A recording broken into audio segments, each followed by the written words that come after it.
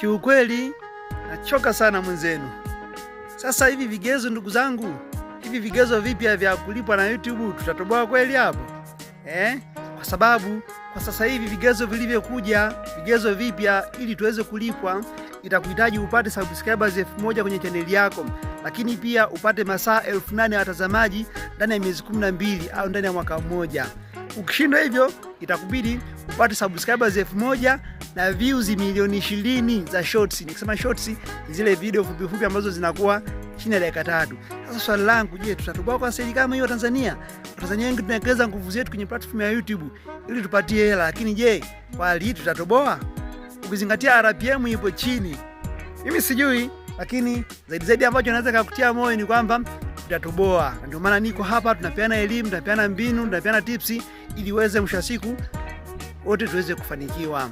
Sasa basi, kwa wewe ambaye upo kwenye platform ya YouTube, unaweza kujiwekea mkakati ili YouTube ikunufaishe. YouTube sio platform ya kusubiri utimize hivyo vigezo uanze kulipwa. YouTube unaweza kulipwa hata ukiwa na subscribers 5, 10, una views chache tu, YouTube inaweza kukulipa. Shida ya sisi wa Tanzania wengi tumeclaim kwamba kulipwa YouTube ni lazima mpaka utimize hivyo vigezo. No. Sasa ondoa hiyo mindset. Wakati unaendelea kutengeneza audience yako kwa miaka na miaka, haijalishi hivyo vigezo utavitimiza lini, basi tangu siku ya kwanza unaingia kwenye platform ya YouTube, jitengenezee mindset ya kupata hela. Kivipi? Kwenye platform ya YouTube una audience wanakutazama, hata kama wanakutazama kwa uchache, basi unaweza ukauza bidhaa. Ni njia nzuri sana kuingiza pesa na itakupatia morali, usikate tamaa kuendelea kuupload video kila siku. Wakati unasubiria hivyo vigezo vya masaa 8 ndani ya mwaka vije vitimie, wewe endelea kutangaza bidhaa zako nyingine. Uza bidhaa zako nyingine. Kama una bidhaa za vyombo, na bidhaa sijui za simu, na bidhaa za nini, itumie platform kutangaza. Na njia rahisi ya kutangaza, angalia upo kwenye industry gani na hiyo industry ina bidhaa zipi zilizopo sokoni. Kwa hiyo unakuwa unapiga elimu, unatoa mbinu, mwisho wa siku unajitangaza. Mfano rahisi, mfano wale watu ambao wanadili na dawa za asili, unafundisha sijui bawasiri, unafundisha sijui mambo ya vidonda vya tumbo. Toa elimu kwamba dalili za vidonda vya tumbo, madhara ya vidonda vya tumbo, lakini mwisho wa siku tupe solution. Kama una dawa au kama una ushauri wa bure, tuambie bwana, ili pengine kupata tiba, wasiliana na mimi kwenye namba hii hapa. Haya, wale ambao mna channel za mapishi, tupe mbinu kwamba bwana, ili upate vyombo vizuri ambavyo vitadumu, vitapendezesha jiko lako, tunavipata wapi? Tunavipata kwa nani? Watu mnafundisha kuhusu mambo ya keki, mambo ya bakery. Tueleze sisi hizo cake tools tunazipata wapi? Maana tunatamani kupika keki lakini hatujui vifaa tunavipata wapi.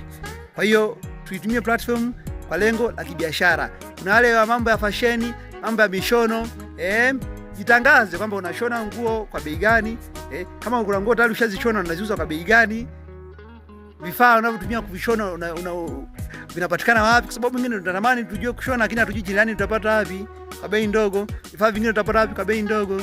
Kwa hiyo tuitumie platform ya YouTube kwa ajili ya kuuza bidhaa zetu.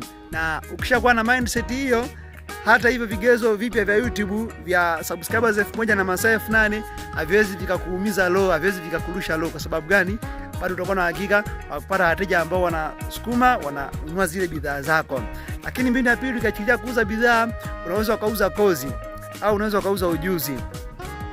Ni mbinu rahisi sana. Wewe iandae kozi yako, ipaki kozi yako.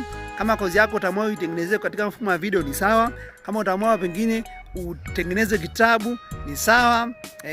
Ila na kuashua kwa 200% kabisa, kama unatengeneza content ambazo zinatoa elimu au zinaburudisha kwa namna moja ama nyingine, ukiangalia namna ya kuandaa kozi kwa namna yoyote ile, lazima tu utapata wahitaji wa kununua hiyo kozi, na mwisho wa siku wala watu watakuwa tayari kukulipa. Kwa hiyo ni mbinu ambayo na yenyewe pia itakusaidia hivi vigezo vya kulipa vya YouTube visikukatishe tamaa, visiwe mzigo kwako, kwa sababu kama una upload video unapata watazamaji hata kama ni wachache. Katika hao wachache wapo ambao watahitaji huduma yako, wapo ambao watahitaji bidhaa yako. Kama wewe hauna bidhaa au kama wewe hauna huduma, basi angalani kwa namna gani unaweza kuuza bidhaa za watu wengine, na mwisho wa siku wale watu wakakulipa kwa commission. Kwa sababu unaweza kuwa unaongelea pengine style za mishono na mavazi, mwisho wa siku mtu anakufuata na kuuliza, bwana, vazi kama hili nitalipata wapi, au kitu kama hiki nitakipata wapi? Maana wewe lazima uwe na majibu kwamba vazi kama hili bwana linapatikana sehemu fulani.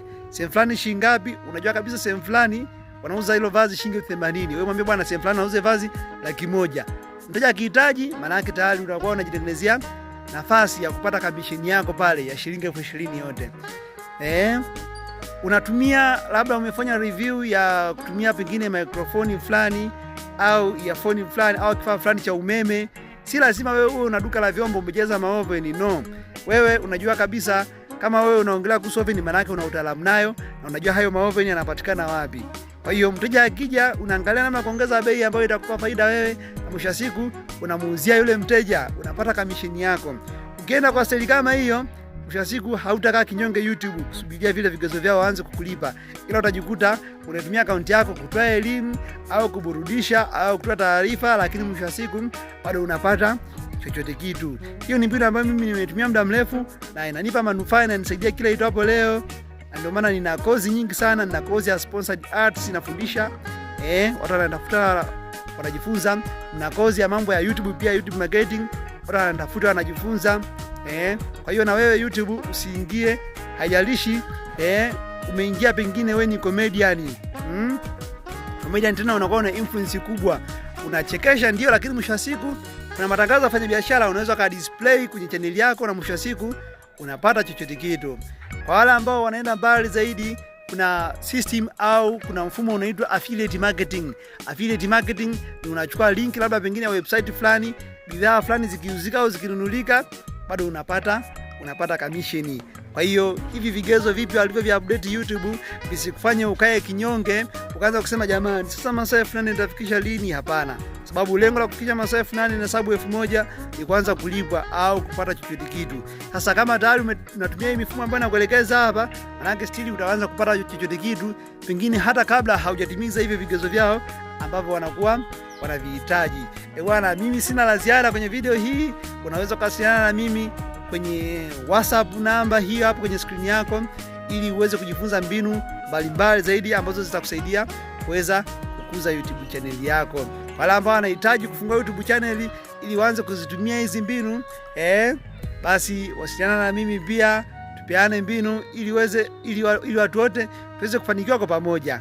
Tukutane wakati mwingine na kwenye video nyingine tena. See you.